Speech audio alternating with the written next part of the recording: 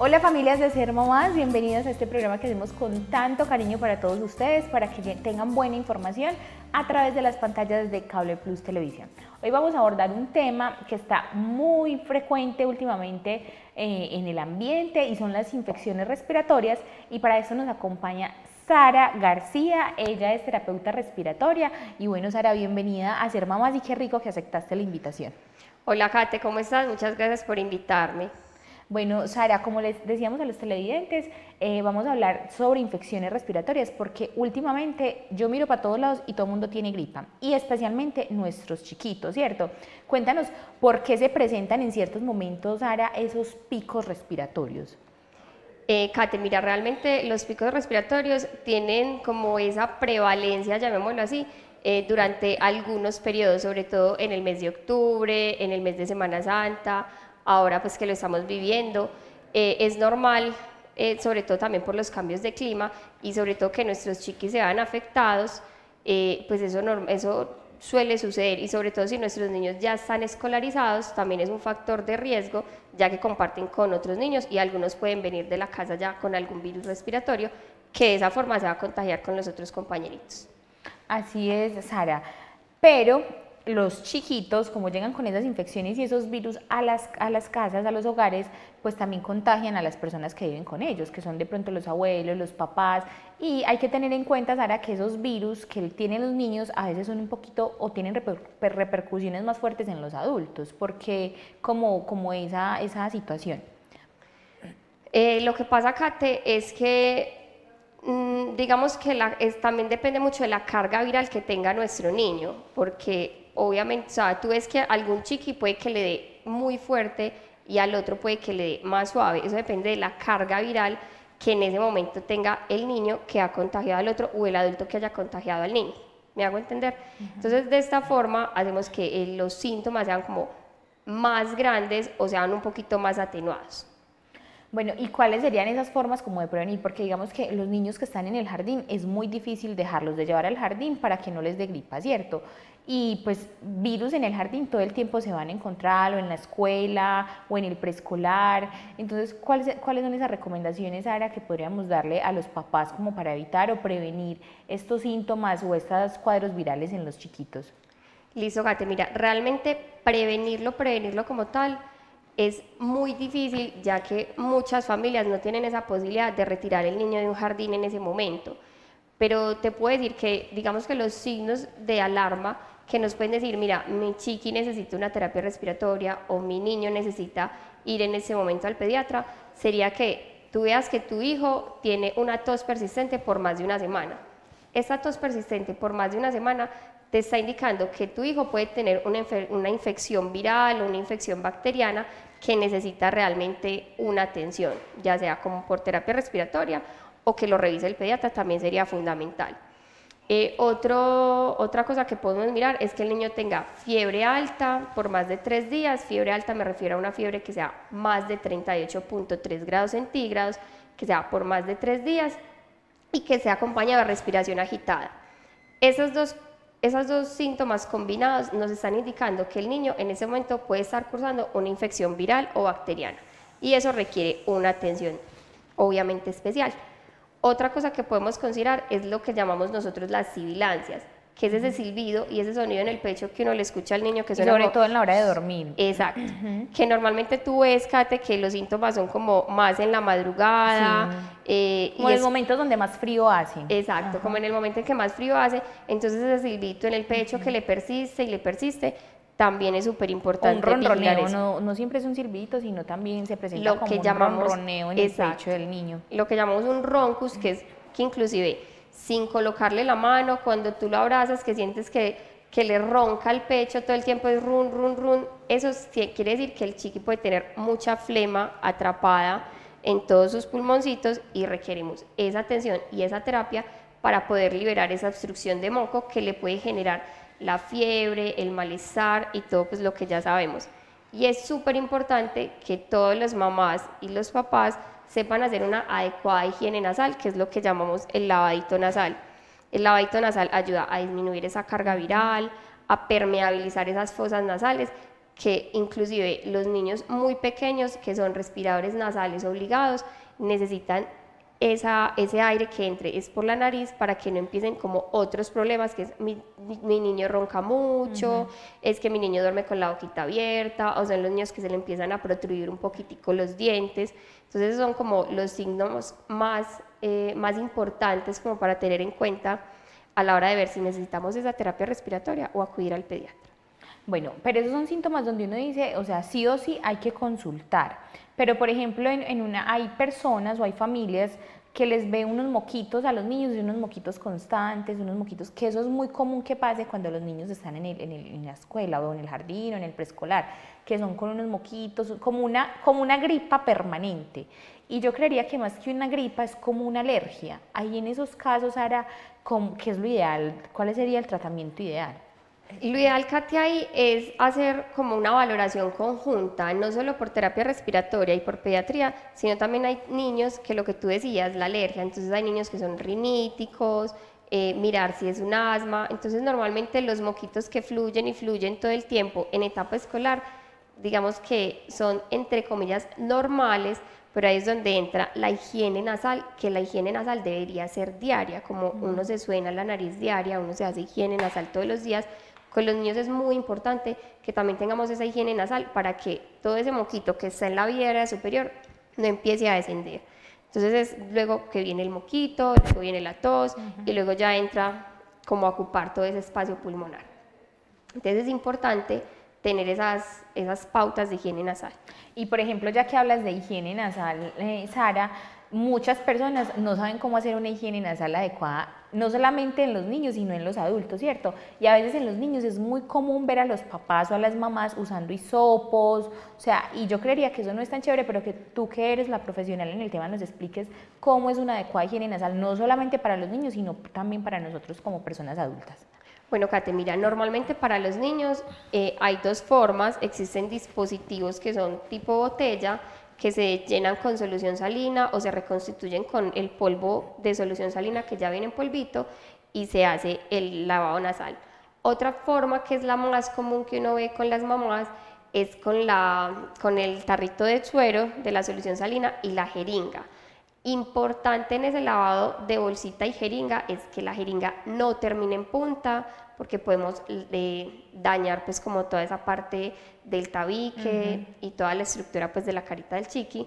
Otra cosa a tener en cuenta es nunca hacerlo acostado.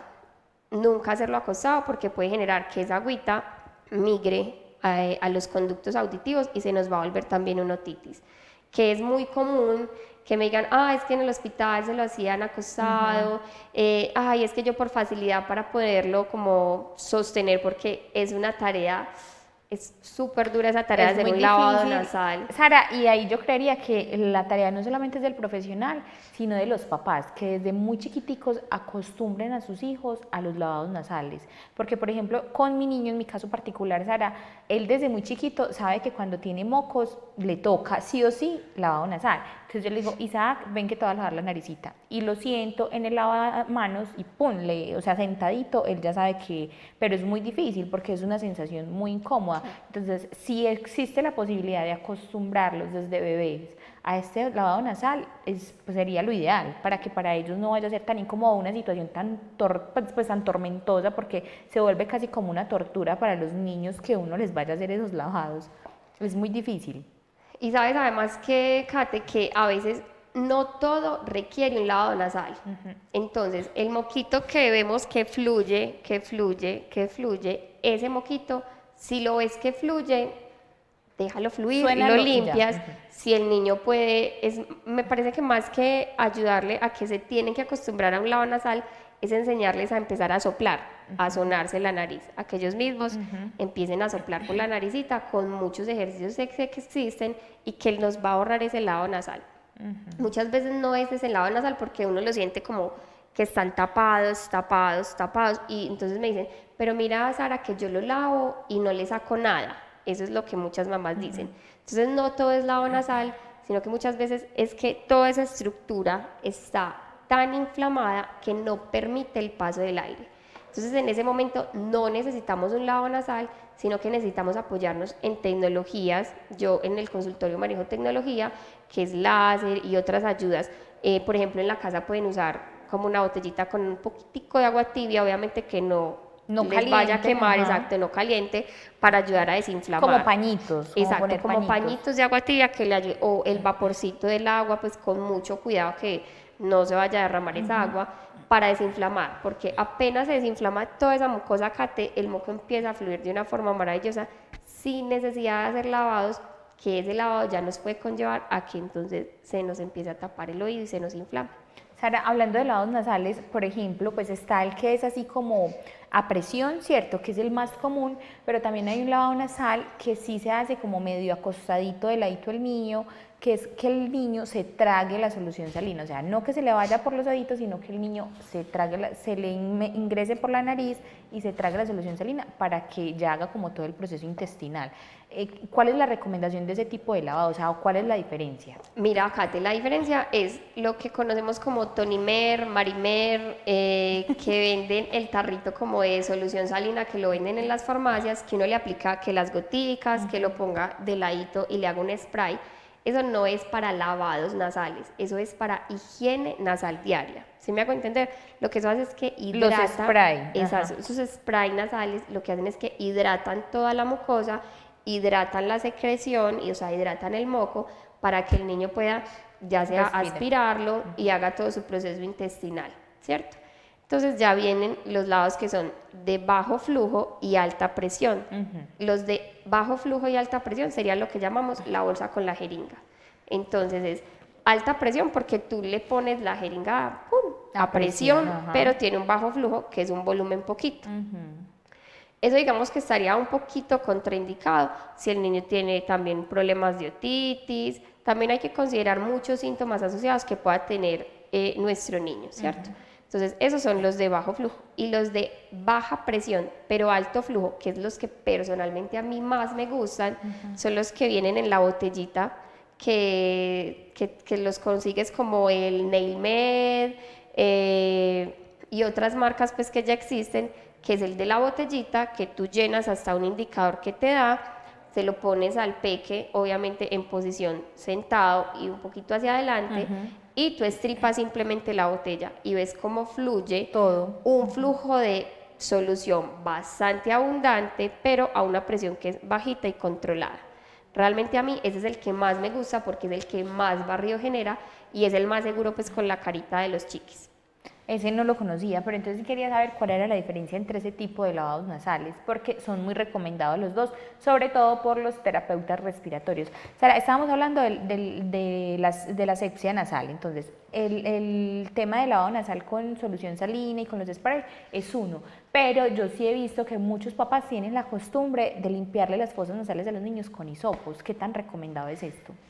Realmente no es recomendable porque, por ejemplo, si son esos que tienen el palito, pues los normal que uno utiliza, pues imagínate que se te puede desprender un pedazo de algodón, puede generar un trauma, que el niño se mueva y le puedas generar un trauma. Si son esos hisopos que ya son de madera, más peligro todavía porque se te puede partir y te puede quedar un fragmento de ese palito dentro de la nariz del niño. Realmente no es aconsejable como usar ese tipo de instrumentos. Existen aspiradores nasales, muchos de muchos precios, que hacen que los que tú conoces, que uno aspira por un ladito y se lo pone al chiqui, o ya venden aspiradores que son de pilita que tú se lo pones, pero realmente introducir ese tipo de objetos en la nariz de los niños no es recomendable, mejor evitar accidentes. Y esos aspiradores nasales son muy prácticos porque, por ejemplo, el que uno le aspira el moquito es muy práctico y es muy sencillo porque no le causa ningún tipo de malestar al niño y para nosotros es mucha facilidad, o sea, y sale de una todo el fluido mucoso que tengan ahí como en la naricita. Sara, hablábamos de en qué momento debemos ir al terapeuta respiratorio o al pediatra, pero hay papás que dejan como cogerle ventaja al niño, como se dice coloquialmente, porque es importante prestarle atención a esos síntomas respiratorios de los niños y sobre todo a los menores de 2 años y de 5 añitos. Mira, Kate, que es súper importante prestarle como atención a ese tipo de síntomas porque hace que la recuperación del niño sea, primero, más rápida, segundo, más eficaz, tercero, que no tengas que pasar más tiempo en el hospital, no tengas que, te ahorras como todo ese sinnúmero de trámites que podrías hacer si haces una terapia respiratoria, por ejemplo, a tiempo, y todo ese tipo de complicaciones. Por ejemplo, hay casos donde ya son casos muy extremos que requieren nebulizaciones, que requieren también pues que se les use también salbutamol y otro tipo de medicamentos. Yo quisiera que habláramos en qué momento hay que llegar a ese tipo de tratamientos, pero en este momento vamos a un corte de comerciales y al regreso, Sara, hablamos de cuándo es necesario hacer ese tipo de tratamientos médicos. ¿Listo? Vamos a un corte y ya regresamos.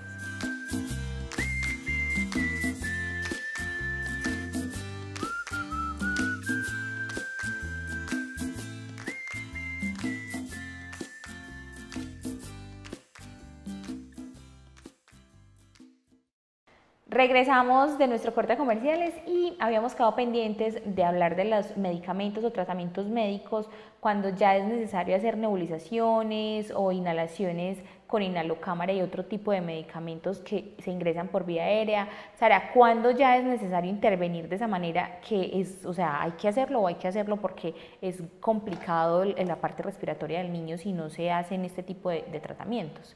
Mira, Kate, eso es muy individual, debe ser muy individual de cada paciente, ¿cierto? Cada paciente es un mundo completamente diferente y según la necesidad y la urgencia que tenga ese chiqui en ese momento, va a ser el medicamento que vayamos a usar, ¿cierto? Sea nebulizado, sea inhalado, según como la dosis de medicamento que necesitamos que sea absorbida por ese paciente.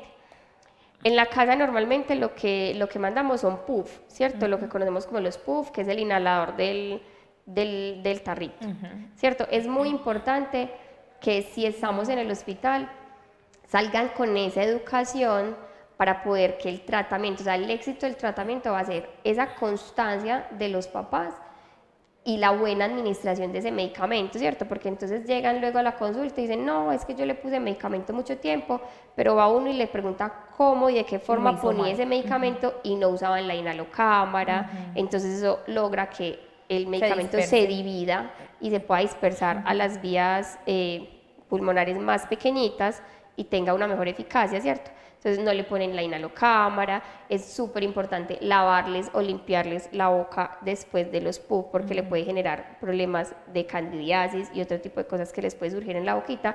Entonces es muy importante, primero, hacer que el tratamiento, ya sea nebulizado o inhalado, sea muy específico para cada paciente, ¿cierto? No todos necesitan este medicamento nebulizado ni y no todos se benefician del que es inhalado en puff, ¿cierto? Sino educarnos de la forma adecuada, en qué momento le voy a dar este y el otro a mi chiqui y de qué forma se lo voy a administrar y qué tengo que hacer después y qué cuidados debo tener después de ese medicamento, porque recuerda que al fin de cuentas pues es un medicamento CATE, entonces debe uno tener como cuidado, mucho cuidado. ¿Y cuál es la función de esos medicamentos, Sara? Porque muchas personas no tienen la conciencia como que, bueno, yo le hago esta inhalación, pero como que, o sea, si no le dan un medicamento por vía oral, no le tienen como fe al tratamiento, por decirlo de alguna manera. O sea, ¿cuál es la función de esos medicamentos que son suministrados por vía oral y aérea? Exacto, Kate, mira, como te dije, es como muy específico, pero digamos que el medicamento que es nebulizado nos ayuda tanto como a que el medicamento puede entrar, ¿cierto? Como que te aporta una concentración de oxígeno, entonces dentro de los muchos beneficios que te presta es que te va a hidratar toda esa mucosa, ¿cierto? Y los pacientes dicen que se sienten mejor después de una nebulización, pero el puff te genera más, eso se llama como la capacidad, lo que te puede quedar, entra más medicamento.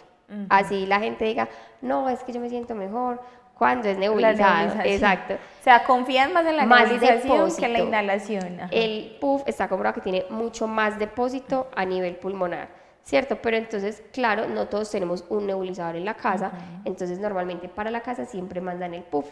Entonces, te mandan un salbutamol porque es el broncodilatador. Broncodilatador se refiere a que el bronquio, que es el tubito de los pulmones, toda esa parte se abra. Entonces broncodilatador hace que el bronquio se abra para que permita el paso del aire. Y la Entonces también les pueden mandar como el bromuro de hiperatropio, que ese les ayuda un poquitico, no a secar como tal la secreción, sino a que no se produzca más. También tiene un efecto chiquito que es broncodilatador, no genera de pronto esa taquicardia que les puede generar a muchos chiquis el salbutamol. Que por eso hay que tener cuidado con ese tipo de medicamentos, que era lo que tú decías ahora. Como creen que son puff, no les van a hacer nada, y generalmente ese tipo de medicamentos a algunos niños o algunas personas les genera taquicardia. Entonces por eso es importante hacerlo como en las indicaciones médicas lo requieren, ¿cierto? Exacto, siempre seguir como la indicación médica, como lo manda el especialista.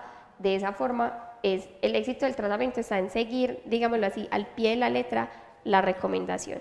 No excederse, no, es que yo ya lo veo bien, porque me pasa mucho, por ejemplo, en la consulta, que vuelven y lo traen porque me dicen, es que estaba muy bien y yo no le volví a hacer los puff ni le volví a dar el medicamento porque estaba bien. Pero recordemos que el chiqui en ese momento o ese paciente en ese momento está muy bien porque está usando ese medicamento. Entonces, cuando lo dejamos de usar, a los días vuelve y recae. Es cierto, es que es tomarse en serio como ese tipo de tratamientos por vía aérea. Sara, otro tema bien importante es aprender a hacer el rescate en casa, porque hay niños que ya tienen crisis muy constantes y que eso pasa sobre todo cuando están en los preescolares, en los jardines o en la escuela, porque son gripas casi que cada 15 días el niño vive con gripa. O sea, y eso es algo que uno no puede controlar porque están en contacto con muchas bacterias, con otros niños, con muchos factores del ambiente que sí o sí les va a generar esa gripa. Cada 15 días generalmente el niño de que está en el jardín tiene gripa. Pero cuando los papás nos comprometemos a aprender a hacer ese plan de rescate, pues nos evitamos un montón de cosas, entre eso llevarlo a una cita, a una sala de urgencias, a que pues también tenga otras enfermedades o que adquiera otros cuadros virales. Sí, Kate, mira, lo que tú dices del plan de rescate, yo más que un rescate con un medicamento, para mí la higiene nasal es el top 1 para sacar de rescate. Porque de nada sirve tú empezar a administrarle medicamentos, ya sea nebulizado o inhalado, cuando toda esa vía aérea está obstruida por moco, ¿cierto? Entonces, ideal, el top 1 es el lavado nasal, la higiene nasal o aspirarlo si así lo requiere, ¿cierto? Más que un rescate con un medicamento, no me atrevería como a decirte cómo es el rescate. No, porque como es muy individual. Exacto, porque es muy individual. Y aunque existan rescates de salbutamol, rescates de ciertos medicamentos, muchas veces esa gripa se convierte en algo que los papás estamos muy inmersos en esta palabra y es el croup o es la bronquiolitis. Y el tratamiento el rescate viene siendo diferente con medicamentos que son muy diferentes, ¿cierto? Entonces, lo primero es despejar siempre esa vía aérea, esa naricita, tratar obviamente el malestar como el pediatra siempre se los vaya indicando y mirar si esos síntomas, más que requiera un rescate que puedas manejar en casa, si tienes contacto directo con el pediatra y le puedes hablar que te lo dé, o si puedes pedir una cita con el terapeuta o preguntarle, también ideal pues que te puedan guiar ese proceso. Si tu chiqui tiene esos signos como los tirajes intercostales, supraclaviculares, que tú ves que se le hunde acá el pecho para respirar, las costillas se le retraen, tú ves que mueve acá la partecita de la nariz que se llama aleteo nasal, esos ya son signos de alarma en los que uno debe acudir siempre a urgencias, ¿cierto? Entonces, es que yo tengo el oxímetro y yo lo veo saturando muy bien, no guiarnos tanto como por ese número, sino por cómo yo como mamá o papá veo a mi hijo, ¿cierto? Porque ya cuando el cuerpo del niño está ya tan fatigado, entonces ya ahí sí en ese momento sí baja la saturación, ¿cierto? Entonces yo por eso realmente tampoco recomiendo mucho en mi consulta estar muy pegados del aparatico, sino el top 1, lavado nasal, y más que un rescate con un medicamento, mirar el estado de su chiqui y si es ideal pedir la terapia o pedir la cita con el pediatra. Bueno, muy interesante hablar de eso porque sí, o sea, los rescates son muy individuales y dependiendo del paciente. Hay niños que son alérgicos, entonces hay rescates para ese tipo de alergias. Hay niños que sí o sí sufren asma, por ejemplo, entonces el rescate de esos niños sí ya es un tratamiento que ya el pediatra y el terapeuta respiratorio hacen de manera individual. Pero Sara, aquí el punto es que los papás se comprometan con esos cuadros virales respiratorios de los niños, porque muchas veces no le paramos bolas a las gripitas y esas gripitas realmente se pueden convertir en temas muy complejos, hasta en una bronquiolitis, una neumonía, y que nosotros a veces por negligencia no les paramos como mucha atención a estos síntomas. Claro que sí, Kat, o sea, comprometernos con hacer el tratamiento al pie de la letra. O sea, yo te digo que en ese momento es muy desgastante como papás ver a tu hijo mal, sufrir, es muy desgastante el trasnocho, pero el éxito de ese tratamiento está en ese compromiso que nosotros como papás cumplamos, ¿cierto? Y recuerden que de cada gripa, de cada recaída, va generando una cicatrización, y esas cicatrices van quedando, es una cicatriz Kate, entonces la próxima gripa puede ser más fuerte, y la próxima, si tampoco se cuida, entonces lo que tú dices, inclusive se puede complicar una neumonía en un empiema, que es que entonces ya se le rompió el pulmoncito, que le dio pus, que le dio eso, que le dan muchísimas cosas, y lo que empezó como una gripita que pudimos tratar a tiempo y pudimos hacerle un tratamiento muy adecuado, se convierte en una estadía hospitalaria, que es una cosa súper complicada y compromete la vida de los niños. De UCI, muchas veces se puede llegar hasta una UCI por no atender una gripa de manera temprana y como es, o sea, seguir el tratamiento como es. Sara, muchas personas como que, bueno, me dio un cuadro viral y me hice los tratamientos que me mandó el médico, el pediatra, pero no le ven importancia a la terapia respiratoria. ¿Cómo ayuda la terapia respiratoria a tratar y terminar de aliviar este síntoma respiratorio o esta gripa que nos dio? Listo, Kate, mira, la terapia respiratoria es súper importante, tanto de forma preventiva, lo que yo te decía, hacerlo cuando vemos los primeros signos que mi chiqui se puede enfermar, como posterior, digamos, a un tratamiento por una gripa o un tratamiento por XY enfermedad, ¿cierto?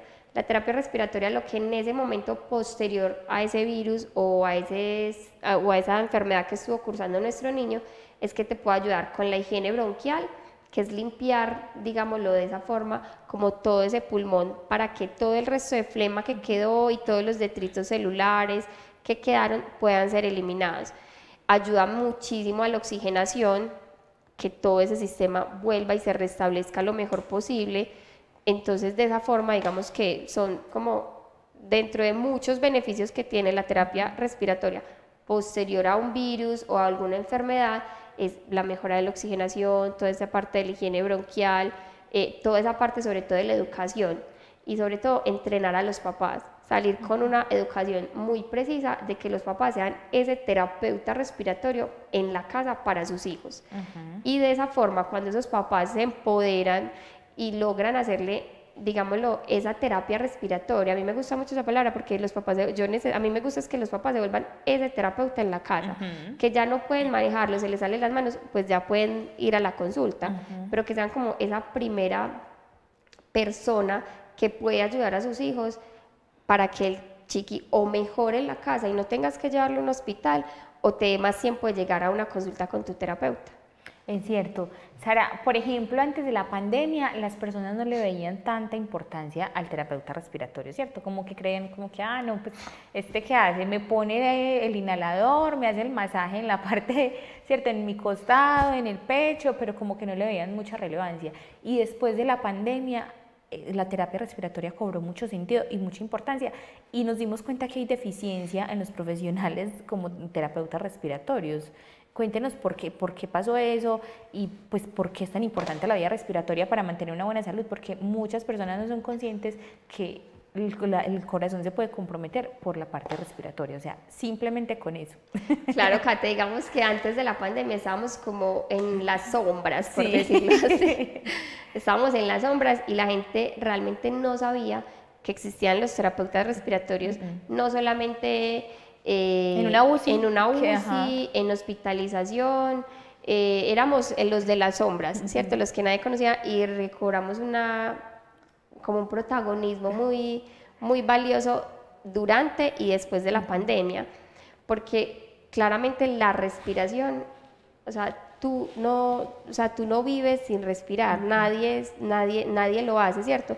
Entonces la respiración compromete el corazón y todos los órganos, porque la oxigenación en tu cuerpo es la responsable de que todos tus órganos funcionen de forma adecuada. Si tú comprometes tu respiración, inclusive tanto como las emociones también se ven afectadas por medio de la respiración. Todo. Entonces, si tú controlas tu respiración, controlas toda la oxigenación en tu cuerpo, inclusive tus emociones. Así es, y todo parte desde la respiración, o sea, mira que cuando uno empieza clases como de meditación o cuando uno empieza como todos esos tratamientos terapéuticos para la salud mental, lo primero que se enfocan es como en la respiración, o sea, aprendamos a respirar porque se nos olvida respirar. Tú decías ahorita, los niños son respiradores nasales, pero es porque realmente así se debe respirar y así nace el cuerpo.